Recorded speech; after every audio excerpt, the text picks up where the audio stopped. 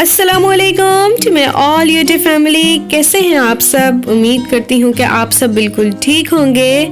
तो यहाँ जी मैं आप लोगों को बताती चलूँ कि आप लोग हमारे फर्स्ट ब्लॉग के 4th पार्ट में पहुँच चुके हैं, तो आप सबको बहुत सारा वेलकम।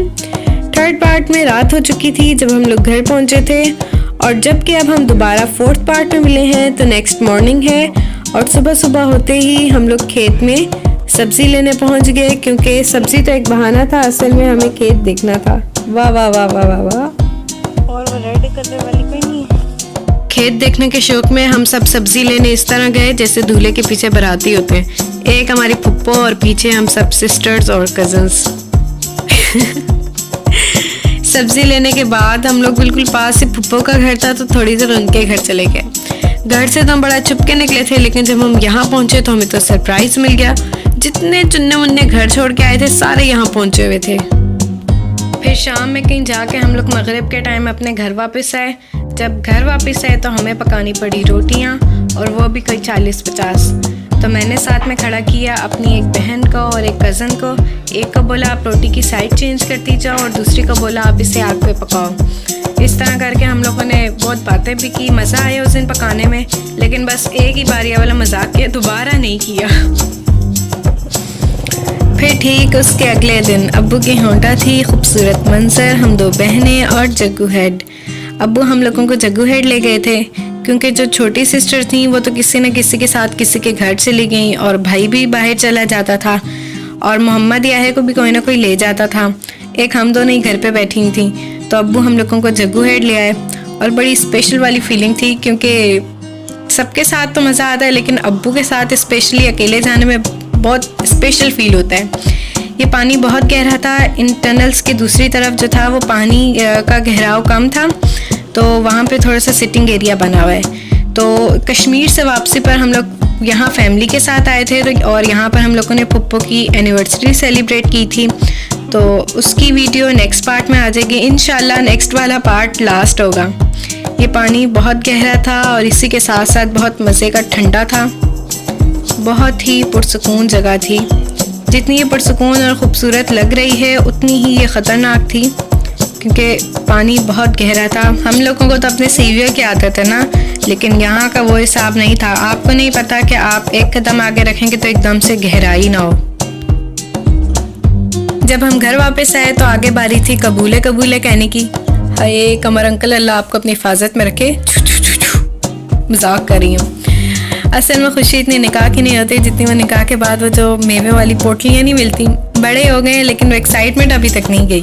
अल्लाह आप दोनों के नसीब अच्छे करे और बहुत सारी खुशियाँ दे, आमीन। निकाह के बाद आंटी की सास बोल के चली गई, पुत्र खिंच चलो तैयारियाँ, मेहंदी दियाँ, रात को मेहंदी है। तो हम लोगों ने मेहंदी लगाई, कपड़े तैयार किए और पहुँच गए अंकल की मेहंदी पर। अच्छा, गांव में एक बहुत अच्छा रिवाज है कि वहाँ लोग अपनायत फील करवाने के लिए, अपनी खुशी के इजहार के लिए जो बाराती होते हैं उन्हें जगह जगह रोक कर या अपने घर बुलाकर उनको कोई चाय पिलाता है, कोई चाय के साथ समोसे खिलाता है, कोई कोल्ड ड्रिंक पिलाता है, कोई पानी की बोतल्स दिलवाता है, कोई दूल्हे को दूध पिलाता है। तो इसी तरह का हिसाब था। हमें घर पर ले जाने से पहले अंकल के जो फ्रेंड थे उनके घर इनवाइट किया गया। वहाँ पर हम लोगों ने चाय वगैरह पी, और वहीं पर ये खूब ढोल ढमक्का हुआ जो कि आप लोग देख रहे हैं। पहले मैंने सीढ़ियों से वीडियो बनाई, लेकिन फिर हम लोगों को भी अंदर जाने दिया। जब लेडीज़ गई तो हम भी चले गए। फिर आगे जो शुगर लगा हुआ आप लोग खुद ही देख लें। पाकिस्तानी और सेकेंडली पंजाबी शादी हो और उस पर ढोल ना हो तो ये तो नामुमकिन है। ढोल एक ऐसी चीज़ है ना, बल्कि वो चीज़ नहीं, वो फीलिंग है कि जो बच्चे बूढ़े जवान नहीं फ़र्क पड़ता कि आप कितना ही शर्मीले हैं या कुछ भी, जैसे ही ढोल बजते हैं आपके हाथ खुद ही डांस करने लग जाते हैं। और ढोल की जो स्पीड है, उसकी जो ट्यून है, उसके मुताबिक खुद ही तेज़ है तो तेज़, स्लो है तो स्लो, और नागिन वाला है तो नागिन वाला। हाँ, अब ये सारे डांस दिखेंगे।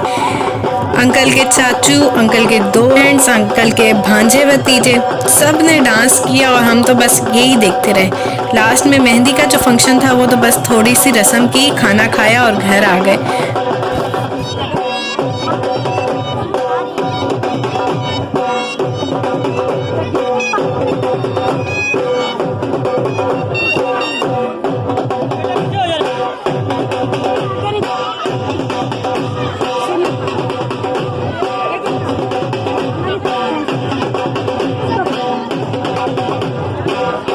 मैं आपसे ढोल की बात कर रही थी ना कि वो एक फीलिंग है। तो माशाल्लाह माशाल्लाह, अल्लाह इस बच्चे को नज़र ना लगाए। आप बड़ों को छोड़ें और इस बच्चे को ही देखें। अब इसे किसने समझाया होगा कि आपने इस तरह से डांस करना है, या किसने बोला होगा कि आप करें। तो जैसे जैसे ढोल की स्पीड तेज़ हो रही थी, इसके हाथों की स्पीड भी तेज़ हो रही थी, और जैसे जैसे ढोल की ट्यून चेंज होती, इसके हाथों के स्टाइल भी चेंज हो जाता। करते करते ऐसा टाइम आया कि इसके हाथ थक गए थे, लेकिन ये अपने हाथों को रोक नहीं पा रहा था।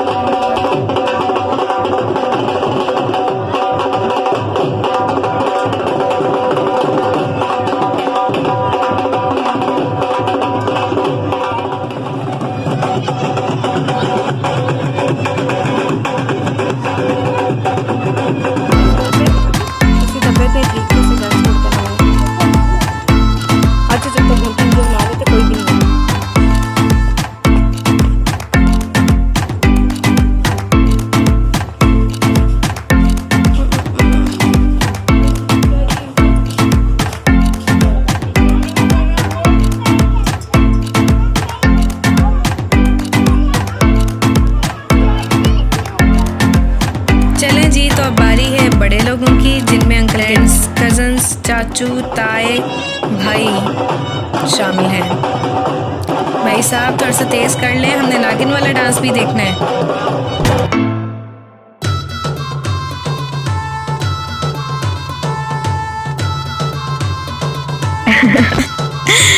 थैंक यू सो मच भाई साहब। तो अब हमारे नागिन वाले भाई साहब हाजिर हों। ये हमारी ऐसी नागिन थी कि जो अपने मालिक को खुद ही बता रही थी कि मेरे लिए ये वाली बीन बजाना।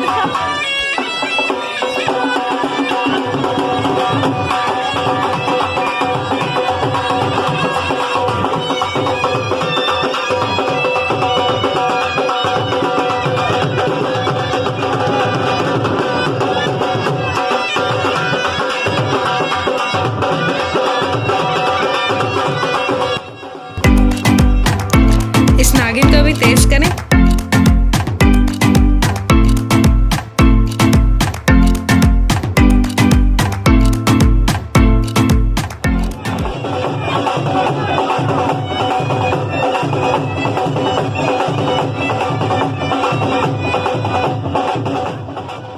अनफॉर्चुनेटली हमारे पास ड्रोन कैमरा तो नहीं है, लेकिन ड्रोन बहन आमना ज़रूर है तो हमारा डंपर ट्रक, लेकिन मजबूरी का नाम शुक्रिया। तो चलें हम आपको ऊपर का व्यू भी दिखाते हैं।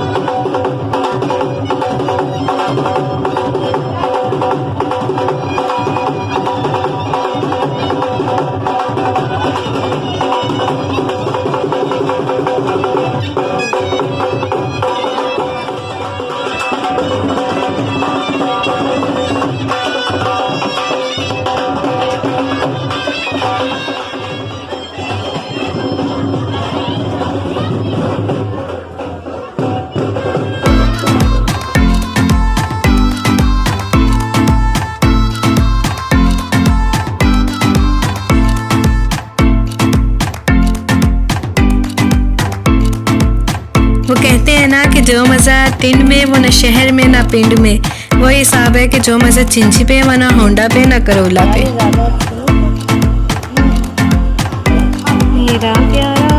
गांव में हमारा खेत, कच्चे घर, लकड़ियों पे खाना बनाना, गाय भैंसे, ये सब देखने के अलावा शायद एक शौक चिंची पे बैठना भी है।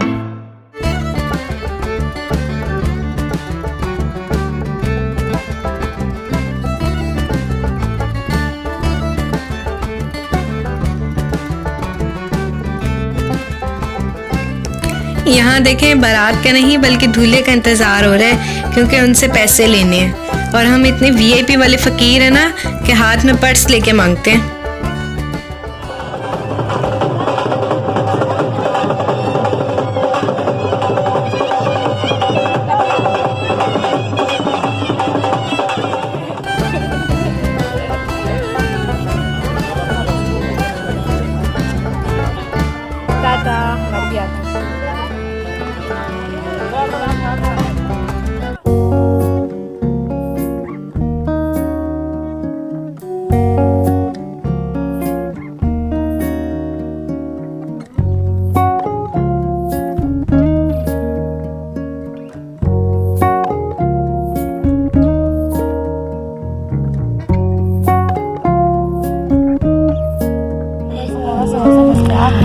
Assalamualaikum to my all viewers. Welcome back to my channel Kitchen with Shama Abdul Rahman. आप सब कहाँ जा रहे हैं? आप कहाँ जा रहे हो? तो वहाँ पर जो खाना है ना वो मैंने कोई नहीं बनाया, ठीक है? तो जबरदस्ती की तारीफ कर देनी है, ओके? कैसे तारीफ करोगे नकली वाली? बड़े मजेदार। कैसे कैसे बने? ठीक है।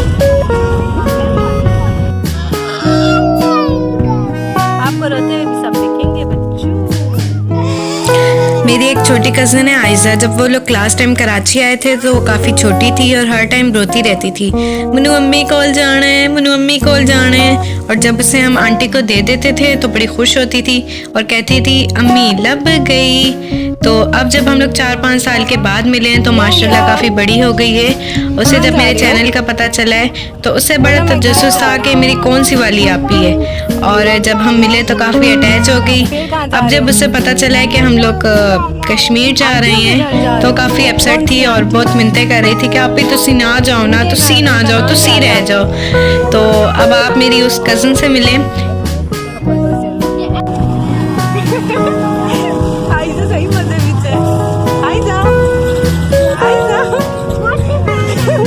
और आपको मजा आ रहा है?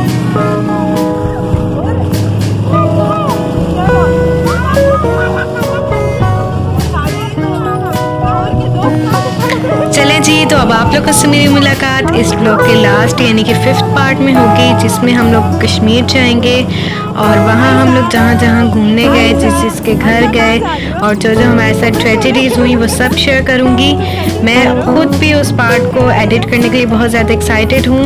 तो उम्मीद है कि आप लोगों को हमारे ये सब पार्ट्स बहुत पसंद आए होंगे और आप नेक्स्ट पार्ट का वेट करेंगे। तो मोहम्मद यारी के चैनल को सब्सक्राइब कर लें।